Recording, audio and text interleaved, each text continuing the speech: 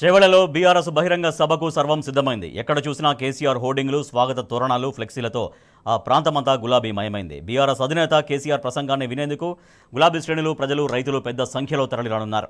ప్రజాపాలన పేరుతో అధికారంలోకి వచ్చిన కాంగ్రెస్ ప్రభుత్వం విఫలమైన నేపథ్యంలో సబ్బండ వర్ణాలు బీఆర్ఎస్కు మద్దతు తెలుపుతున్నారు.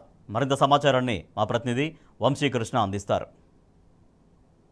జిల్లాలో మొదటిసారిగా ఎన్నికల ప్రచారానికి సంబంధించి బీఆర్ఎస్ పార్టీ ప్రజా ఆశీర్వాద సభ ఈరోజు జరగనుంది. ఈరోజు సాయంత్రం జరగబోయేటటువంటి ఈ సభలో బీఆర్ఎస్ పార్టీ అధినేత కేసీఆర్ అటు ప్రజలను ఉద్దేశించి ప్రసంగించనున్నారు. ఈ సందర్భంగా అటు చేవెళ్ల ప్రాంతం మొత్తం కూడా గులాబీమయమైనటువంటి పరిస్థితి కూడా మనం చూస్తూ ఉన్నాము. ఎక్కడ చూసినా కూడా స్వాగత తోరణాలు కనిపిస్తూ ఉన్నాయి. ఘన స్వాగతం పలికేందుకు పెద్ద ఎత్తున ఏర్పాట్లు చేసినటువంటి పరిస్థితి కూడా మనం చూస్తూ ఉన్నాం. ప్రజెంట్ మనం చేవెళ్ల క్రాస్ రోడ్ వద్దను. ఇక చేవెళ్ల క్రాస్ రోడ్ వద్ద కూడా మనం గమనించవచ్చు.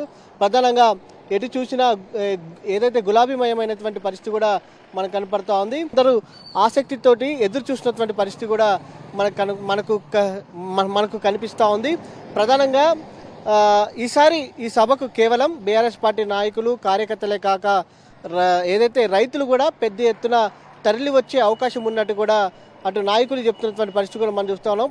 రైతులకు సాగునీటి కష్టాలు కావచ్చు, దాంతోపాటుగా కరెంటు కష్టాలు కూడా పెద్ద ఎత్తున పెరిగినటువంటి నేపథ్యంలో అటు బీఆర్ఎస్ పార్టీ అధినేత కేసీఆర్ ఇచ్చేటటువంటి సందేశాన్ని వినడానికి వస్తున్నటువంటి పరిస్థితి కూడా మనం చూస్తూ ఉన్నాము. ఇప్పటికే బీఆర్ఎస్ పార్టీ అధినేత కేసీఆర్ రైతుల కష్టాలను స్వయాన వెళ్ళి తెలుసుకుంటున్నటువంటి పరిస్థితి కూడా మనం చూస్తూ ఉన్నాము. గత 10 సంవత్సరాల్లో రైతులకు మహర్దశ నడిచినటువంటి నేపథ్యంలో తెలంగాణ రాష్ట్రంలో కాంగ్రెస్ ప్రభుత్వం వచ్చిన తర్వాత రైతులు అనేక ఇబ్బందులు పడుతున్నటువంటి పరిస్థితి మనం చూస్తా ఉన్నాం. ఈ సందర్భంగా బీఆర్ఎస్ పార్టీ అధినేత కేసీఆర్కి మద్దతుగా రైతులు కూడా పెద్ద ఎత్తున ఈ ప్రజా ఆశీర్వాద సభకు వస్తున్నట్టు కూడా బీఆర్ఎస్ పార్టీ ముఖ్య నాయకులు కూడా చెప్తున్నటువంటి పరిస్థితి కూడా మనం చూస్తా ఉన్నాం.